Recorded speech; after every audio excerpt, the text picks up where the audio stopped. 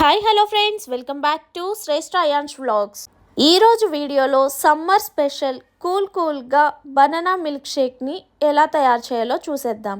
Banana milk shake కోసం నేను ఇక్కడ 2 బనానాలు, కొంచెం జీడిపప్పు, 2 డేట్స్, కొంచెం పాలు, 4 బాదం, యాలకుల పొడి తీసుకున్నాను. ముందుగా మిక్సీ జార్లోకి మనం తీసుకున్న బనానాస్ని ఈ విధంగా వేసేసుకుందాం. ఈ బనానా మిల్క్ షేక్లో నేను ఎటువంటి షుగర్ కానీ హనీ కానీ యూస్ చేయట్లేదు.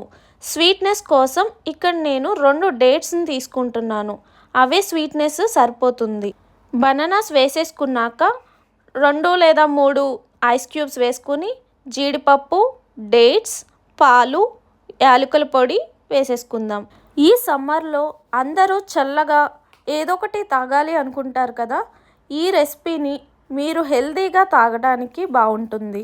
ఈ విధంగా అన్నీ మిక్సీ జార్లో వేసేసుకొని బ్లెండ్ చేసేసుకుందాం. అంతే అండి, ఎంతో హెల్తీ అయిన బనానా మిల్క్ షేక్ అనేది రెడీ అయిపోతుంది.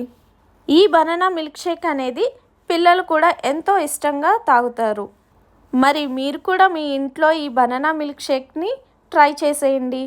ట్రై చేసి ఏ విధంగా వచ్చింది అనేది నాకు కమెంట్ చేయండి. వీడియోలో చూపిస్తున్న విధంగా ఒక గ్లాస్లోకి ఈ బనానా మిల్క్ షేక్ అనేది వేసేసుకుని దానిపైన ఈ విధంగా బాదంని చిన్న చిన్న ముక్కల కింద కట్ చేసుకుని వేసుకుంటే సరిపోతుంది.